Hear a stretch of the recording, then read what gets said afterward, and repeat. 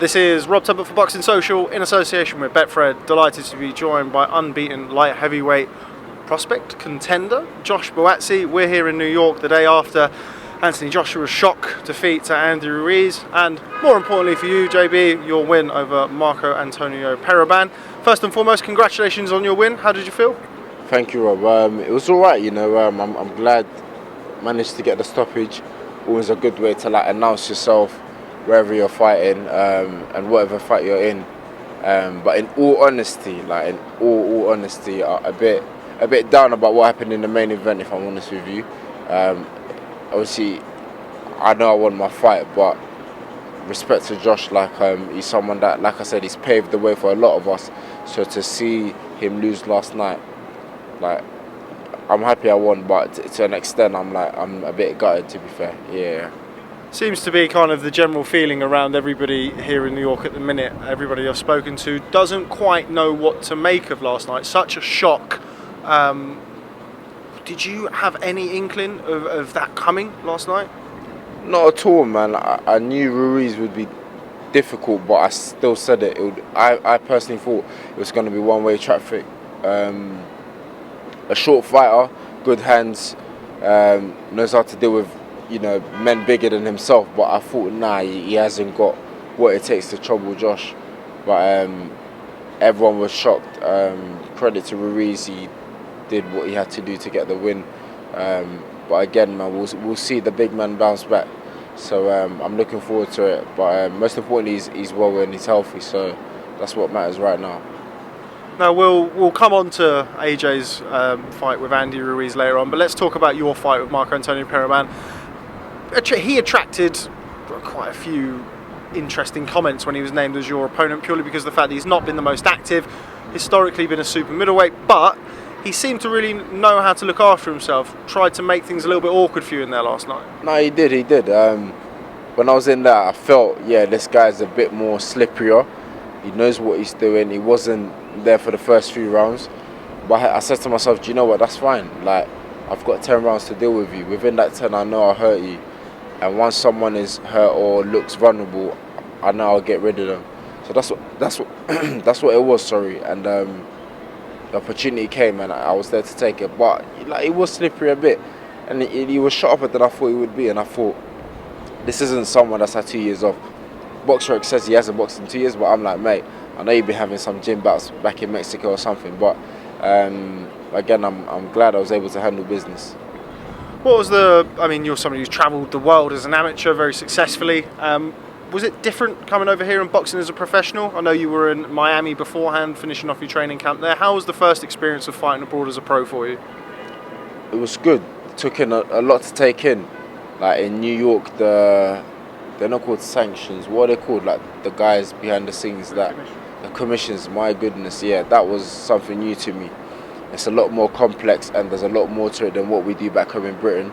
So a lot of paperwork, getting your medicals before the fight. So you get your medicals before the weigh-in, you get one before the fight and possibly after the fight. So there's a lot of it was a little bit more complicated, man. But to round it up, it does keep the sport safer. So I'm not even going to say anything bad about it. There's a lot of paperwork, a lot of inspections. People are following you no matter what you do. There's no space to breathe, but it does make the sport safer. So it was a good experience, and I'm glad I've experienced it this early in my career. So God willing, I come here later on in my career, or sooner rather than later, I know what to expect. I know you're not somebody who casts an eye on future opponents, certainly not before you've taken care of business in the meantime. But have you had a thought since the fight last night about when you'd like to be out in the ring next? Or I know you're somebody who likes to jet set off on holiday straight after the fights. Is it very much just go on the holiday first, or have you had thoughts about your return to the ring? No, I'm still here, man. I'm here for another day or two, then I'll go back home. Opponent-wise, and when I want to be out next, I'm not too sure. There's been whispers about July the 6th. So I'll just sit down with my team and we'll kind of make an executive decision in terms of what we do and what the next move is. Yeah. Now, last night also saw the AJ Boxing, the 258 management debut of Suleiman Sissoko. Yeah. Did you have time to catch his performance? I didn't because I was warming up. But again, I've seen Suleiman box many times. Top amateur, a bronze in the Rio Olympics 16. The French captain, quite rightly. So the future is bright for him. And listen, we embrace him and we welcome him onto the squad. And look out for him, man. He's a good fighter. Good fighter. I actually spoke to him, so I did 25 minutes with him a couple of days ago during the week, and I was struck by how similar you two are as people. Yeah, he's somebody else who he has a degree. He was born in Senegal and then came over and moved to France. He also, like you, won a bronze medal at Rio. Is it like coincidence, or is that kind of like the team ethic? You kind of attract similar people here and there. Yeah, I think the team are looking for certain types of people. Looking for certain qualities, certain traits, and maybe we're a bit similar in that. I haven't noticed it, but you've brought it to attention, so now I'm going to be closely watching Suleiman to see whether he does things that I do. Stylistically, I don't think we've got the same style, I don't think, but apparently, like you said, we're very much alike, so I'll watch him. But listen, I've got nothing but positive things to say about him. When I received a phone call to ask about my thoughts about him, I was like, if you can, get this guy on board, because he's a humble guy, nice guy, but also a good fighter. So that's what we're looking for. I do recommend you watch the interview. It was quite uncanny, some of the stuff, because we've done a few sit downs where, and the crossover was quite eerie at times. Yeah, so do have a look at it. Hit that up on YouTube when I finish this interview. There we go. Always watching Boxing Social, Josh Buatsi. Back to the main event last night. I was as surprised as anybody to see Anthony Joshua lose his titles to Andy Ruiz. It seemed to me that potentially talk around the fight about who he's going to fight after Andy Ruiz may have played a small part in Joshua's performance last night. Would you see that? No, I can't see it as that, man. I think, from my opinion, I think there may have been something wrong. But again, we all heard what he said after the interview. I mean, after the fight in the interviews, he said, listen, the better man won that night. And we have to take it literal, that if the better man won that night, then the better man won. I think it's a bit hideous to start making assumptions, because if he hasn't said it, then that's not what the case is. So I can't say that maybe they overlooked Ruiz or they thought about future opponents after him. I can't say that, man. Nah, but like I said, man, like I won my fight, I know it, but I didn't do much after my fight, because I felt like in a way I lost, if I'm honest with you. So I was like, like I'm out here, but I kind of felt like I lost myself. So, but listen, Joshua bounced back, man. He's a true champion, and like I said, we can only sit back and look forward to it. You know Anthony as well as anybody in boxing. You've shared camps with him. You've been around him. He's your manager. I mean, you know him very, very well. How much do you think this will affect him? I think last night he was kind of as surprised and as shocked as the rest of us at how it went. How do you see this affecting him moving forward? In a positive way, I think, you know. Right now it's fresh, so we haven't seen anything change, but I think he will show everyone that, do you know what, he is the champion. I personally believe he will regain all those belts back. In terms of how long that will take, I'm not too sure, but I believe he will once again rise back to the top. And show that, you know what, in the heavyweights he's the number one. Like I said, we can only sit back and watch it happen, but it will impact him in a positive way, I feel. And again, do you know what it is? It's also like inspirational for us to watch back and to see that, do you know what, here's someone that was at the heights, had a little slip up, but he's going to regain it all again. So I'm looking forward to it. And we saw Josh hurt last night more than we've seen him hurt in other fights. Obviously he was down against Vladimir Klitschko. He had his moments in his fights with Dillian Whyte and Alexander Povetkin, but he was hurt consistently throughout the fight last night. Was that a surprise to you? It was, man. Yeah, like to be fair, I don't know about you, Rob, but if I know someone that's fighting, I don't like to see that, man. I'm like, nah, hit them once, let the fight finish, let's all go home. I don't like people that I know, I don't like to see them fighting.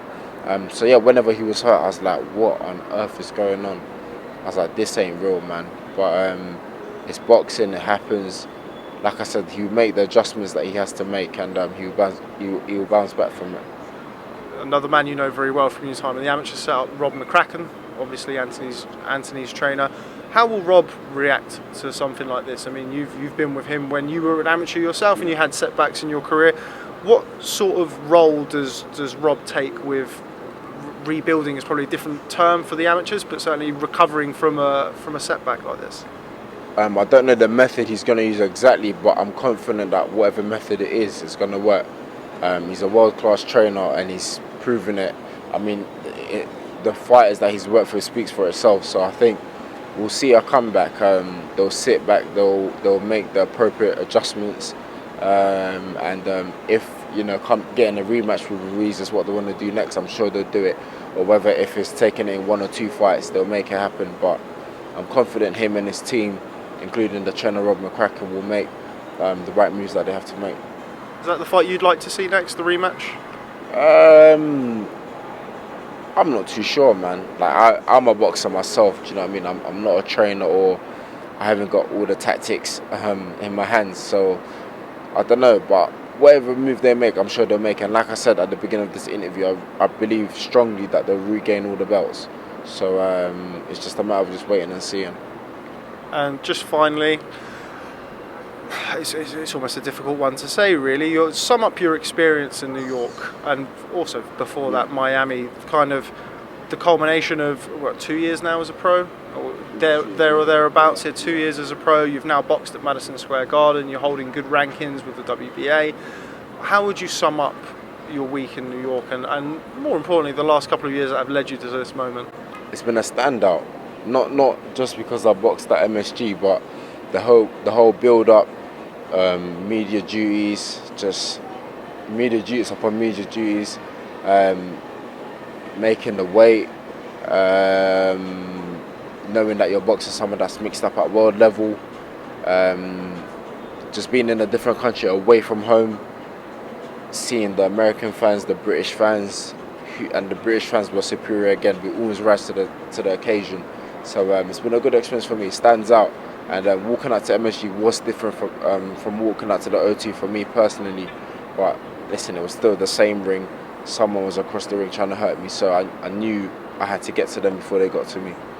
You mentioned something interesting there about kind of weight making. Now, I know from your time in the amateurs you have to make weight, but it's a different type of weight making in the amateurs than it is as a pro. How did being in a different country for the first time as a professional affect your weight making? It was the same. The only thing though is that Americans, you can't eat a bad meal, Rob. Yeah, everywhere you go, their portion sizes is crazy. Like from what I've learned is that just always order a starter and you'll be good to go. Don't try to order a starter, a mains and a dessert. Just get your drinks, get your starters, and you're good to go, man. But listen, we still made weight. I felt I looked in great condition, and most importantly, I got the job done. So overall, it was a good trip. I have to bear that in mind the next time I come to America, Josh. Don't do the starters, mains, and desserts. You're only going to play one person, and that's yourself. So always just get a drink and get the starters. I'll bear that in mind. Josh Buatsi, always a real pleasure catching up with you. Congratulations on another win last night. I'm sure hopefully in the weeks to come you'll be able to look back on it with slightly fonder memories. I understand things are quite raw at the minute. As always, real pleasure. Josh Buatsi. Appreciate it. Thank you very much. Cheers.